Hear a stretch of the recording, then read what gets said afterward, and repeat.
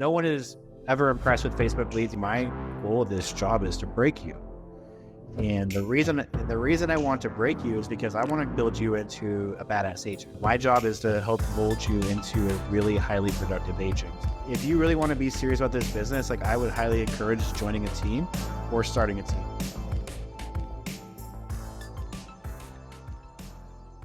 What is up, everybody? I want to welcome you all to another killer episode of the Reside Platform Podcast. My name is Suneet Agarwal. I'll be hosting today, and we have a great, amazing guest who I've known for a couple of years pretty well, and I'm excited to have him on, Mr. Steve Meyers. Steve, how are you? Tell everybody a little bit about yourself and where you're from.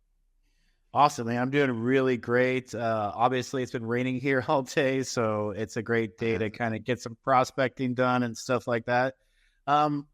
So a little bit about myself is I graduated with an engineering degree from Witchita State University, graduated top of my class, did the corporate thing for a while, really climbed the corporate ladder, got to where I was at director of program management, decided got to where I was like, okay, I don't think this is for me long term. I mean, by the time I was in my mid-30s, it pretty much hit like what I thought was the ceiling. And I decided to, jump into real estate. So it was kind of forced upon me a little bit, but, I made the decision to jump into there. So it was your second career then? Definitely, yeah. It was a career that I never thought I would ever have. Yeah, right. Me neither. In fact, I don't know if I ever told you, when I quit mortgage, I called one of my buddies as I was leaving that office, Steve. And I said, dude, I'm never doing real estate again. And that was in 2008.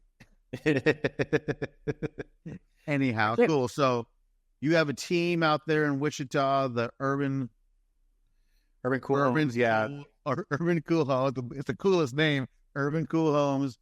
You guys are with LPT out there in Wichita. Dude, how is business going? Yeah, business is going really well. So we're shooting right now about 40% year over year this year. Wait a damn second. 40% growth year over year. Yeah. So we're already well ahead where we were last year, and obviously on track for even, hopefully by the time we get to the end of the year, we're going to be even further ahead of that. So we're getting a lot of momentum building, getting a lot of stuff going in the marketplace. So a lot of really exciting things going on. And just the fact that, some of the things that we've been working on are starting to really come to fruition. And, just keep pushing down the separation between the first place team in the market and the second place team in the market. Yeah. And you also have a mortgage operation going. You started the last couple of years, right? What's that called? So we opened a mono mortgage. It's called Mono Mortgage Charged. And we've been growing that. So we're up on that year over year as well. I think we're up about 30% year over year. So sick. Not quite the growth that we want on that side, but we are still growing in a obviously a really rough market for mortgage. So absolutely. I mean, when's the last time you heard from another mortgage company that are growing year over year right now? No, none. I mean, a lot of them are closing up shop, so that's what I'm hearing more likely. So exactly. So I want to touch on kind of that team growth, 40% year over year, because we were talking off air. When did you start? So you got licensed 2017, 2018. When did you start the team? Yeah, so I got licensed in 2017, started the team or went full-time in real estate 2018. Before I got into real estate as a real estate agent, I was doing like flips and buy rental properties. So 2018, I went full-time in, just was realizing I can make more money on a commission than I could on a flip sometimes. So I was like, why would I just not scale that up? Yeah. When I got to 2020, so 2020 was always an interesting year for all of us. So, I kind of felt like I was doing about 40, 50 transactions a year on my own. And I was just like, man, I'm hitting the ceiling, and I had no assistant, no ISA or anything like that. And so COVID happened. So during COVID, I was like, well, I'm just going to keep working because I'm not going to let the COVID get to me. So I'm just going to, we can't go anywhere. So I'm just going to dial. I'm going to make, go through my database and make all the calls I was supposed to make, over the summer, over the winter, and obviously we were in spring at that point. So I was like, I'm going to, see if these people want to buy in the spring still, just kind of check in with them. And I would go through my list and it was like, already bought, already sold, already bought, already sold. And I'm just like, dang, man, this really sucks. And I'm like, I am really just spending, 12, 14 hours a day just working. Like, what else can I do? I have to do more than this. Yes. Like, there's just no way. Like, I'm at capacity. And so I just kind of beat myself up a little bit about it. But I was like, okay, well, I really need to take this team thing more seriously because I have the opportunities. Yes. And I don't have any more capacity. And I think even one of the things that the first time I ever saw John speak, it really spoke to me. And he said, we beat ourselves up, and what more can we give? Like, what's an extra 10% can that do? Like, what can you do with extra 10%? Yeah. But what if you hire someone that does 40% of what you do? They're not going to do as good as you, but if you do that, like, how much capacity does that add to your plate? I was just like, yes, that's a really good way. I've never really looked at it in that way. And I was, because obviously, especially when you first start the team, you're always like, oh, they're not as good as me. They're not as good as me. They're going to miss opportunities. Well, obviously I'm missing a lot of opportunities by not having someone else. Yeah, you too, right? Exactly. Yeah. So then in 2020, June 1st, 2020, so almost 4-year anniversary, I hired my first licensed admin. So good. Is that person still with you? No, she made it through the first 6 months. And then she wanted to go, pursue having a family, which I thought was, it's a good thing. But absolutely, all good. So, and when did you start bringing on agents? So my first agent I brought on was about the same time, beginning of June. So I had one agent that I brought on right away, and started handing off opportunities too. So then you said, "Well, hey, I could do this all day." Yeah. I mean, I think in my mind, obviously, like when I managed in the corporate world, I managed huge multi-discipline, cross-functional teams of up to 300 people working, millions. International, right? Yeah, international, $100 million projects, So I just always had that kind of like, okay, well, I can manage teams, I can manage, processes, I can manage, projects. So let's just go ahead and just if I'm going to do this, why do it small? So yeah. So and then we met like that next spring, right? Yeah. I think it was like the summer. It was like the summer. So did you had gone to one of Cheplack and Dan Beer's events, right? Yeah. I went to the ISA Mastery, which was or ISA Playbook. And really at that point I was like starting to get my team rolling, but there was no events happening because of COVID. Yeah. So that was the first one that I actually saw. And I'm like, well, I'm going to go to that. And it was crazy because I was, never did anything like that before. I would go to like the brokerage conferences, but sure, those are more like, the kids aren't with us, we're going to go drink at the bar kind of situation. Not there. You don't get a ton of value at those things. Not like a Cheplack event, right? There's a different level of value. And obviously that wasn't even a level of value that I even, knew existed. And so I was like, dang, $3,000, like that's a big chunk. But I was like, I need to move my business. Like I got to do something to move my business, because I was really trying to figure, just really spin my wheels trying to figure things out. So I made the, decision to invest in that. And obviously it's been pretty life-changing just coming across that group of people. So yeah, man. Life-changing for everybody that's involved. So hell yeah. What about like leads back then? What was your idea around online leads? Because I want, we got people across the board listening and watching this episode, and leads is a common thing, right? I think we just talked about it the other day, like for the 1,000th time, right? It's real relevant. So talk about like online leads back then to online leads today for your guys' team. Yeah. So obviously back then I didn't have a ton of money. Like I just didn't. I didn't have a ton of money to spend on leads. And I did do some Zillow leads back in the day, but like that wasn't enough to kind of like, I don't know, like I was just like, I need more leads. I guess I was just always had that mindset, like I need more leads. I just don't have enough leads. And I had no clue what to do with them at that point. So I don't know why I needed more, but I knew I needed more. So, so I spent time on really like diving down the rabbit hole on like Facebook marketing. So, and back then in 2017, 2018, like that was the greatest time for Facebook marketing ever. Like I missed Hell it. yeah, it was. But it was like Free you could all day, baby. Free leads all day. Yeah, you could get tons of free leads. You could literally do, income. You could do Targeting. Yes. You'd actually target neighborhoods, right? Like it was insane what you could do back then. And so like I was like, building landing pages and creating an ad and then just, dollar, 50 cents. Before Chat GPT. Yeah, before Chat GPT, yeah.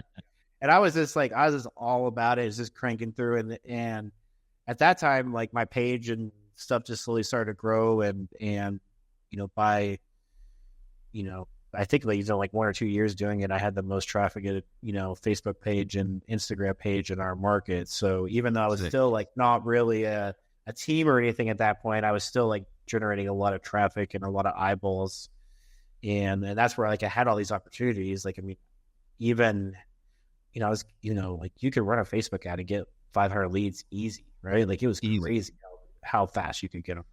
Yeah. And not that I knew, like I said, not that I knew what to do with them. Obviously I could take, at that point was just taking the low hanging fruit, but the low hanging fruit was still really good. There was enough of it. Yeah. Yeah. And so I just kind of kept on, and that's kind of where that's why we always connected so well, because I think we both had the same, like you can't get enough leads essentially, right? Like we're both leads. Yeah. Like that's especially if they're free. I want them all. Yeah. So when did you get into like messing with portals? So now, what was that decision like, right? Because people always ask. Yeah, I mean, really, it just came into a decision on, how can I create more scalable opportunities for my team? So obviously, there's just always those different buckets, right? Like PPC, Facebook leads. They're awesome leads, but there's definitely a time for them to mature. I mean, we're just now closing Facebook leads that I generated back in 2018. I mean, that's just how long the cycle is. Sure. But obviously with portals is like, okay, well, I need some quick hits. I need some wins. I want to get agents on the team. Agents on the team, like no one is ever impressed with Facebook leads. You're like, hey, I had 2,000 Facebook leads. People are like, well, Facebook leads suck. I mean, we all know they suck, but they just take a different level of work. So in order to really grow my team, like I was like, okay, I'm going to start investing in some portal leads. So I started really small with like $500 towards realtor.com, just to kind of fill out the process. Like, okay, how does this work? And then I, got a couple closings and I jumped up to 1,000 and then, kind of kept jumping it up and hitting about 20,000 a month now in portal leads for Facebook or for realtor.com. Sorry. Yeah, and you scaled up responsibly after making money instead of just starting out with 20 racks. Yeah. Yeah, exactly. And you have to, because it's definitely like, even though they are quick hits, not all of them are quick hits, but you still 2, 3, 6 months before the paychecks come in. So you want to make sure you have that ROI, and you want to make sure you have your processes set up to capture that ROI. And, even to this day, we're still trying to, make our process better so we can capture, an even higher ROI. Because absolutely, 0.5% increase is a dramatic increase to the profitability of the company. So, hell yeah. When did you go with the ISA route? So right off the bat, I don't know why. I just was like, I need this. I think it's just because I had so many opportunities in my database. Like when I saw with COVID. So literally June 1st, I hired my first licensed admin. July 1st, I hired my first ISA. So the first ISA is still with you? Yeah. So my first ISA, he was my loan partner. He was my preferred lender. So, I was like, okay, I was like, hey, I went to him. I was like, hey, I know, he's kind of switched mortgage companies and, just kind of like, I was basically his biggest client, but I'm like, hey, what if we like try to figure out how to really scale this thing up? Like, what if we try to do something big instead of just trying to, get our 3 to 4, per month closings? And he's like, okay, yeah, let's go. And so I'm like, okay, well, why don't you come in? Let's be my ISA. I don't have time. Like I got too many appointments. I'm in the field all the time. I don't have appointments. I don't have time to follow up with my leads. And he's like, okay, like let's do this, So we spent a lot of times, and obviously it was COVID, right? So there's nothing, no one was doing anything at that point. Yeah, right. Everyone had time. Yeah. So yeah, we even that night, like we would work like 12 hours, and then we would just sit at the office and just like, all right, well, how do we get this better? Like it's like 7 o'clock at night after a 12-hour day, like having a couple beers or whatever, and just be like, okay, what do we need to do to make this better? How do we make this grow even better? And so yeah, so we focused on that. So at that point, he was the ISA, and then obviously after a while, we brought some more ISAs. He helped train those ISAs, and I'm like, okay, well, I need some agents now. I need some better agents. So then I made him get his real estate license and become an agent. So he's an agent for about 18 months, and then we started the mortgage company. And I was like, okay, I need you over to help start the mortgage company. So then he's over at the mortgage company, rocking away with that. So nice. So still with me, different capacity, So, but still really growth minded. Still really, how do we get this thing? We still feel like we're at the beginning stages of everything. So. Right. So is that first summer? What was that? 2020 summer of 2021? That was the summer of 2020 when we were doing that. How about? But we met summer of 2021, right? Correct. Yep. So summer of 2021, like after we met, like what? Talk about like the size of the team, like what it grew from. Yeah, so like summer 2021, I kind of, was my first iteration of really the team. By 2020, I just had a couple agents, a couple staff. We were like we were at 5 by 2021 at the beginning of 2021. By the summer of 2022, it was about 10. I had about 5 agents, 3 ISAs, like a transaction coordinator, and that was about it. So now all those agents were agents I had to convince to join a team. Most of them I convinced to get their real estate license. None of them are in the business today. So wow. But we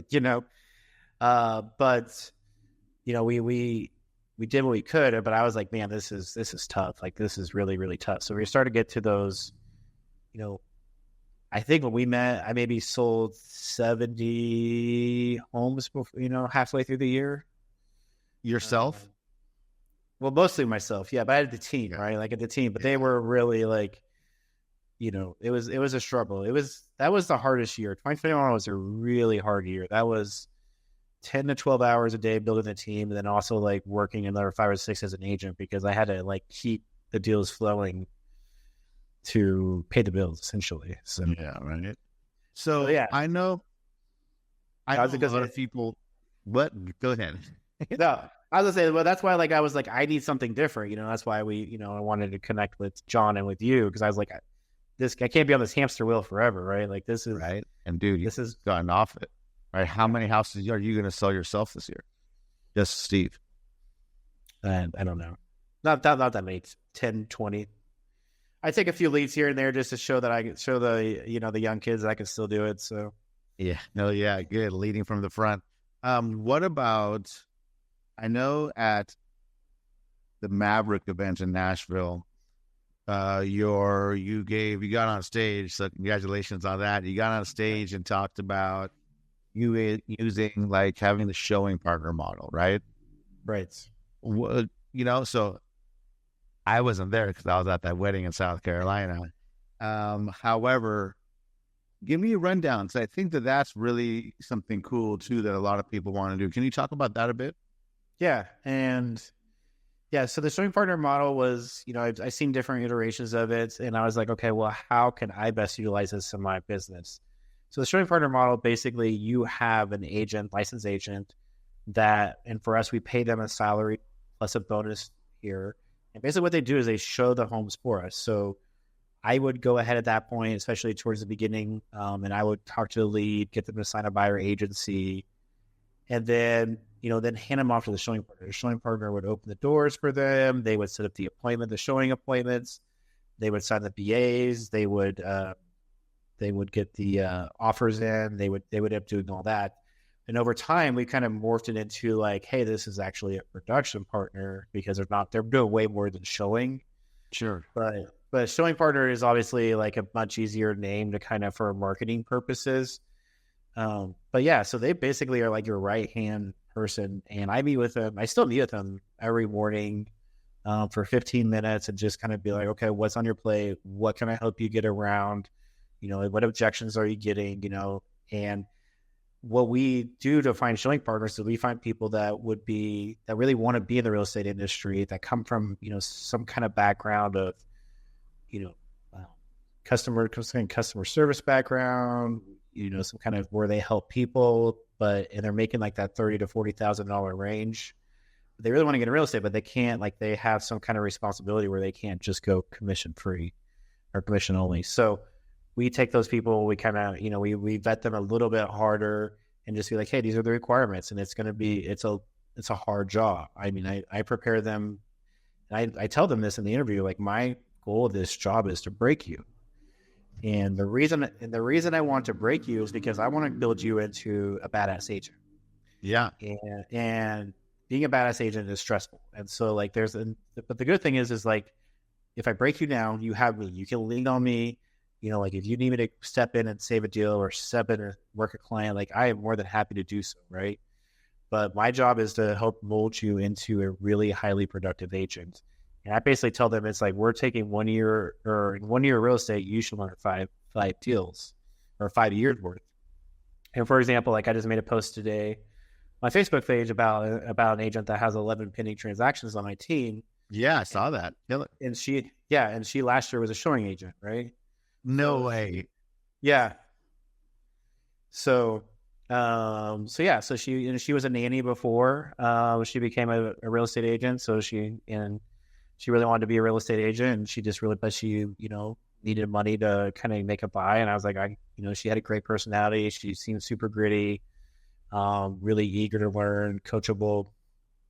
And there's times, there was a lot of times during the year where we had some tough conversations about her needing to step up, or she was like, this is too emotional for me. We had some really, tough, good coaching moments, but you just don't have those kind of coaching moments. I feel like when you're a solo agent just working commission only, like I have a lot more vested interest because I'm investing into them from a, salary position on it. And I want to see them do well. And so that's why part of my speech at, in Nashville is like, 4 of my top 10 agents were showing partners. So like it's been a way for me to, create top producing agents, that for brand new agents to the industry. And these are agents that are crushing it, obviously when the market's down. So they don't know any better. They don't know any difference. Like market really has, the best year of real estate is 2021. Well, I was still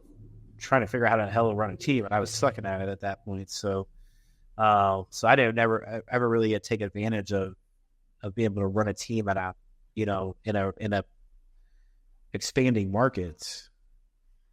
So how many showing partners or production partners do you have right now? So we have 3. Wow. Okay. And they help whoever needs help? Yeah. So they basically, this is the way I have it set up for us. So they do help the agents when they need to show houses. But what I really set up is like, and this is where I kind of morphed it from what other people do. So I'm sure like a lot of people out there, they have these leads that they're either not the best leads because the clients aren't the leads aren't giving them any information. They're like, I just want to open the door. I just want somebody to open the door. I don't want an agent. I just want somebody to open the door. Okay. Well, what do you do with that lead, right? Or you get the leads that are like, I want to buy a $80,000 house. Well, what do you do with those leads, right? So like, a lot of people will be like, well, you just discard those leads. And I'm like, okay, well, I can understand where somebody would come from. And I totally get why somebody would want that. But at the same point, 2 things. Like one, if there are people that really want help, like I want to be in a position to help them. I don't want to I don't want to turn people away because they're at a low price point. Sure. But also I know there's money in there as well, right? So there's money in those lower price point leads, and there's plenty of agents that if that's just where the showing partner works really well. Like I pay them out a bonus on a house they close, whether it's $80,000 house or whether it's $1 million house. So they're incentivized just to get the closing. That's all they're incentivized to do. Yeah. So So we kind of, it's almost like maybe like a Redfin model a little bit, right? But it's like we take those leads that none of the other agents want, and we give them the showing partners and let them work them like it's their regular lead. So, and I mean, anyone who does portal leads understands that there's a lot of low price leads that come with portal leads. So yeah, and PPC and Facebook, all of it has plenty of online leads. Period. Yeah, that's so awesome. So for the let's get into some like actionable advice for people, tips and strategies. Okay. What advice would you give to a solo agent listening to this episode right now? If you're a solo agent, I mean, I feel like there's like two ways to go in this industry right now. One is to join a team or start a team. So, yeah, I mean, I just can't imagine being a solo agent and not being on a team right now, because I know if I was just a solo agent, I would be wanting to join a team, especially with all the rule changes coming. Yep. With how the industry is kind of, I imagine it's going to contract from an agent standpoint. Like having the resources that a team has, like it's hard for a single agent to compete against our team. Like if we're going on a listing appointment, we're almost always going to get the listing, right? Oh yeah, you can beat us. Yeah, yeah. So like, if you really want to be serious about this business, like I would highly encourage joining a team or starting a team, and I would really encourage joining a team. Yeah, yeah. I mean, right now, just the way leads are and the uncertainty of the market, like starting a team, just have some money and have some business. And like, even for you, like you guys will do 1,000 transactions this year or some shit. Like that's what we're shooting for. Yeah. Yeah. I mean, and you're still going to do production. Yeah. So that's the thing, right? And like getting out of production isn't a merit badge. Good. Well, yeah, and exactly. And there's agents on our team that are going to make over $300,000 paid to them commissions. Like Wichita, bro. What's the average pay in Wichita? Like 45 grand or something? Yeah, like 45,000. Yeah. Yeah. Yeah. So I mean, there's a ton of like those showing partners. The four of them all made six figures their second year in real estate. I mean, that's in Wichita, right? In Wichita. Yeah. So, and if you're doing like, if you're like, hey, I want to really step up production, like I would highly encourage, reaching out to your teams. I mean, make sure it's a right fit. Don't give up everything, but yeah, see if you can find some team that's the right fit for you. Absolutely. What about team leaders? What advice do you have for them? The biggest thing for team leaders that I always tell people, because I get a lot of people call me and they're like, well, I want to start a team, or I started a team. And I'm like, one of the things I tell people is like, you have to take it seriously. You have to take the team lead role very seriously. And I feel like sometimes people don't take it seriously, and they're just like, well, some people wanted me to start a team, so I started a team. And it's like, well, you're doing everyone a disservice, including yourself. Especially yourself. Especially yourself. I would say especially, but there's a lot of people that rely on you as a team lead, right? Like there's a lot of people that rely on us to pay their bills and to feed their kids. And it's a very big responsibility to take on. So, and one is like, you have to then invest in being a team lead, whether it's, one is coaching, right? One is systems, one is leads. Like you have to invest in all that stuff and training for your agents. Like you gotta make those investments, and it's not going to be sexy right away. You're not going to have all this, crazy amount of money, like all your money, take out what you need to pay your bills and survive, but put the best back in the business and grow it into what it needs to grow. Because you obviously, like when you are a single agent, you don't have what you need to grow a team. You might have one piece of the equation, but you don't have all the pieces. Absolutely. Love that. Good. So if somebody wants to send you a referral in Wichita, speaking of which, don't you have some referrals to give me? But we can talk about that offline.